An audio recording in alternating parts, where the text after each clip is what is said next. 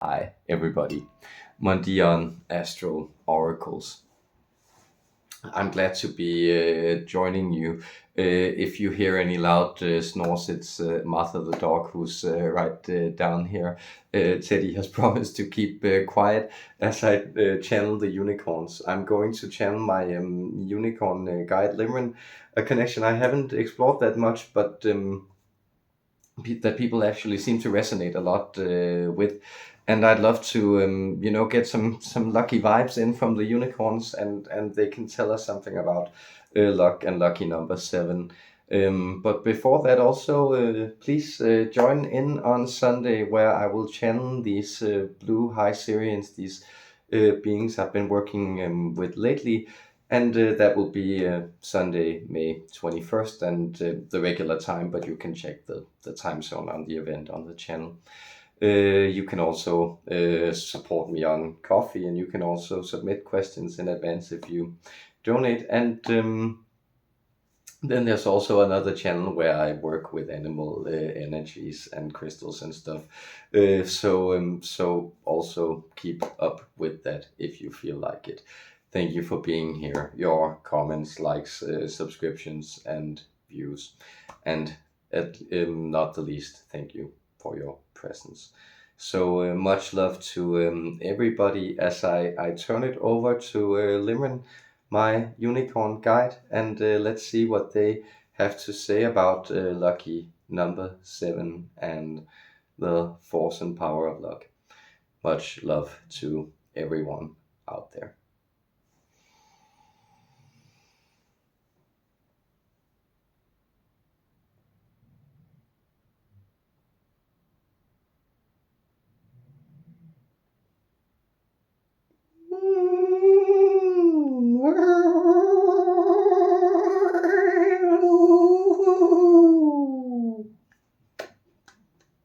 Hello, friends. This is Limrin, your companion, coming straight to you from Dimension 11, this template of reality that is most serene and high. I greet you, I extend my salutations to you, and I'm very happy to be connecting to this charming little furry being. I do not necessarily mean our friend here allowing his voice to translate my energy. I also mean the friendly little dog, the companion here, that is a very nice supplement in energy to this connection, to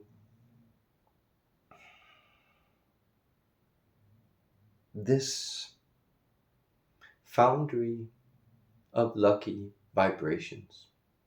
That is, right now we are in a place where there is the potential to cast from the molds and shapes already available here.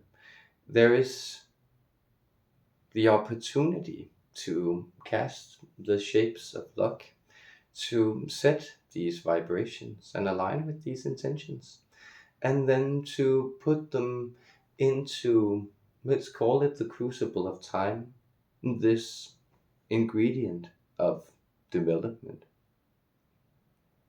So you need to let things raise. You need to let the leavened dough also have its time to develop all those spots and spaces within it that makes it so scrumptious and yummy in the end for you human beings. See, we align more with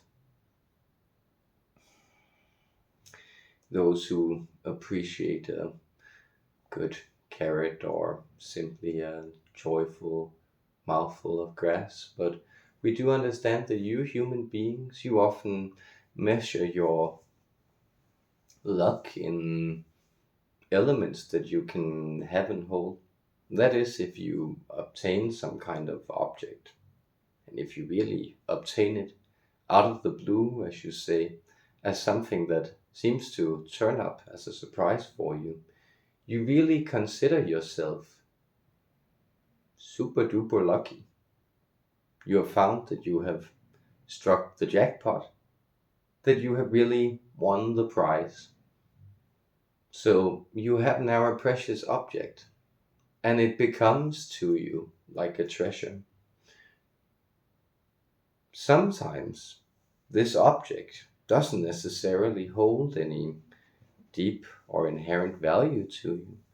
Sometimes, perhaps, it is rather that it is a commemoration, a celebration of that happy, lucky vibe, that stroke of luck you experienced, that prize that you won, that moment of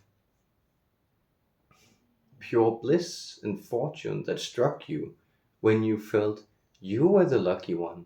You were the one to get dealt a very good hand by fate. So, continuing this imagery of gambling, of cards, of gaming, we could say what our friend here is asking us to tell you about. We, the unicorns, I, Limrin, I, coming to you with love. What our friend here is asking you to tell you about, tell us. No, what our friend here is asking us to tell you about is how do you deal yourself your own deck of cards? How do you decide which hand you have in the game? Because that would allow for luck to flow more according to will.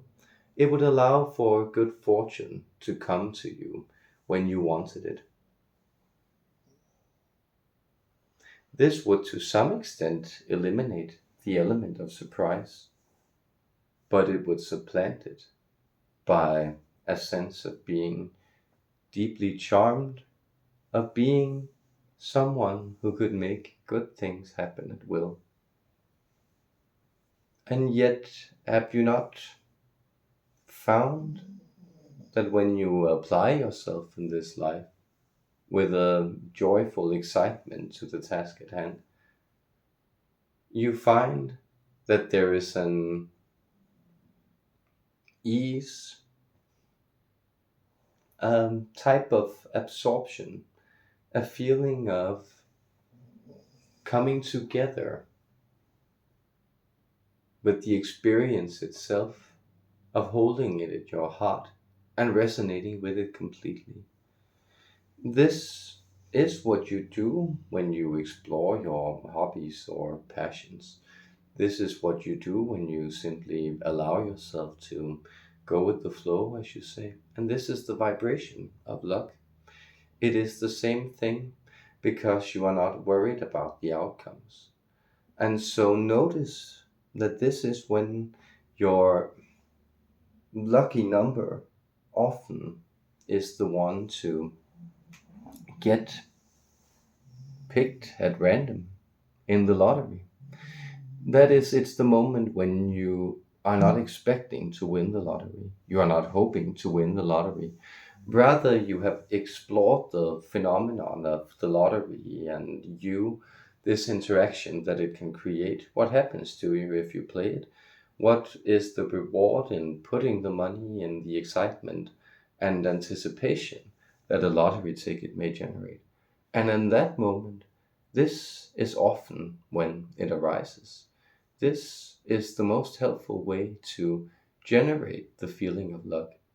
Because notice here you have no expectation of the outcome.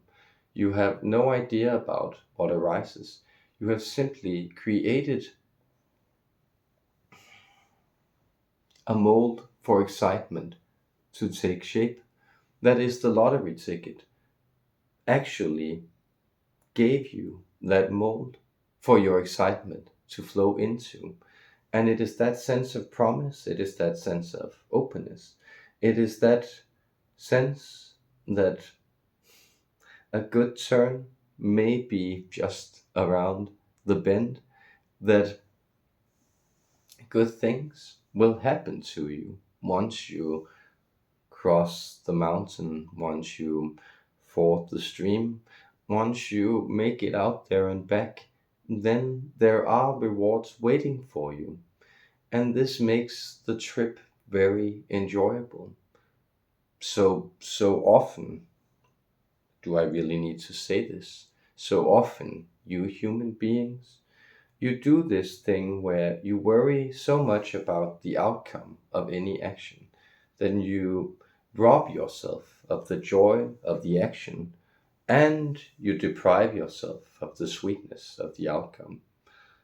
So this sense of anxious anticipation, this sits as an opposite to the luck that may flow into your life, because this set of anxious anticipation, it sets very strong parameters on what it wants things to look like, to come out as.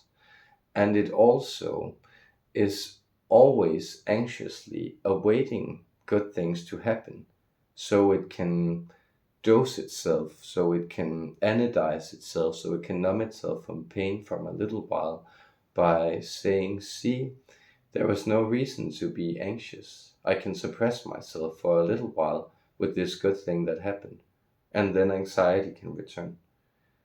So indeed, notice when you don't really care what happens. And we mean this in the most positive sense.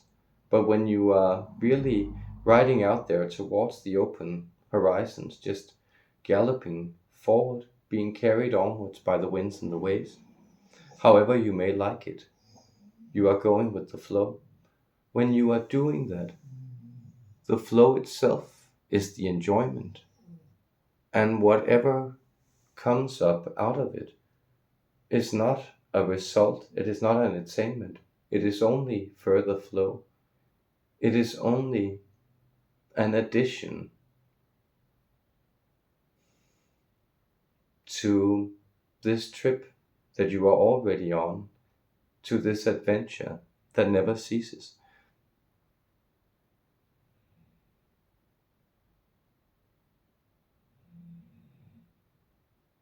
So our encouragement in that way is to not make stations out of your life, to not divide the journey of your existence, this holy experience, to not divide it into a handful of two of nodal points, and then the arduous or tiresome journeys between them. So if you live life that way, it is as if you are traveling between good things. And then it is the graduation, the marriage, the completion of something important, the attainment of something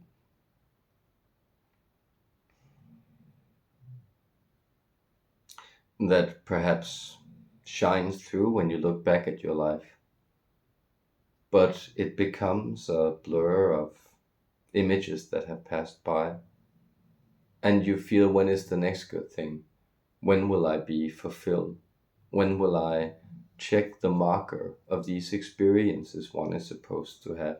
When will the marriage come? When will the children come? When will I see an end to my efforts? When will my striving turn into acknowledgement, appreciation? When will I be, in that sense, sanctified before I die? And none of these things occur in the way that you expect them.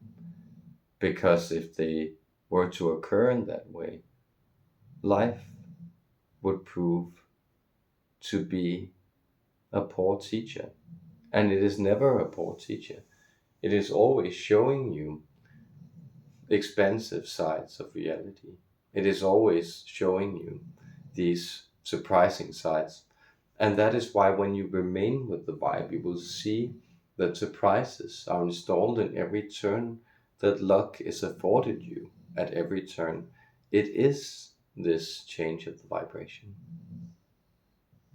And so, as our friend here also asked us to tell you or comment on lucky number 7 and this number, this arrangement of proportion,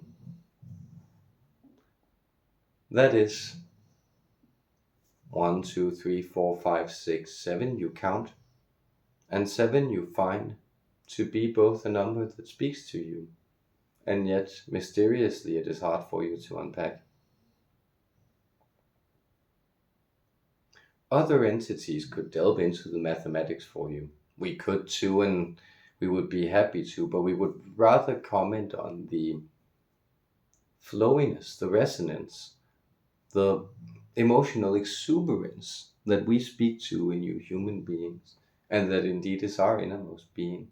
This bubbly champagne feeling of enjoyment, this silvery bright light of wonder.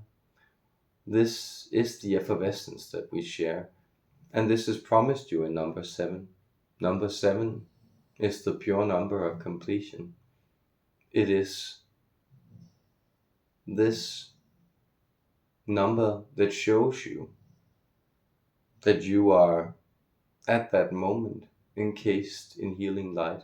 And so when you see it repeated or brought to your attention, called out in what you sometimes speak of as synchronicity, when you see this manifestation of the number, you may notice that you are being brought to a state of completion. And so with completion, there comes a resonance of the inner and the outer. And there comes a sense of reward. Often that is the remarkable quality, this lucky happenstance that occurs in life when you see this sacred alignment of the inner and the outer, this lucky number 7 coming to pass, this fulfillment. It has the sense that life is giving you not only what you need, but more than you need. It is rewarding you with rich experience, with enjoyment, with comfort, with trust, with belief, and indeed with the flow of these uplifting vital waters, these lucky vibrations that flow through everything and allow for things to connect in opportune and fortunate ways. So feel very hopeful and go forward in that hope. Ride the flows of fate and allow for your guides to carry you forward into happy vistas, into lucky horizons, into the fulfillment of existence, into the rich and surprising rewards of life. Our deepest love, dear humans, our gratitude, my deep gratitude, I, Limrin, the unicorns, we thank you for having been here and shared this sacred moment. We bid you farewell, sweet ones. Farewell to you, with blessings, peace, and love.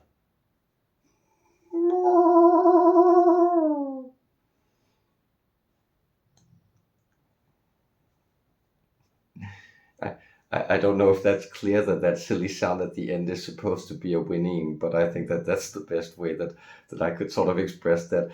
But it was most enjoyable holding their energies, and I hope that good luck will flow to you wherever you are in whatever shape it needs to come to you. So much love out there.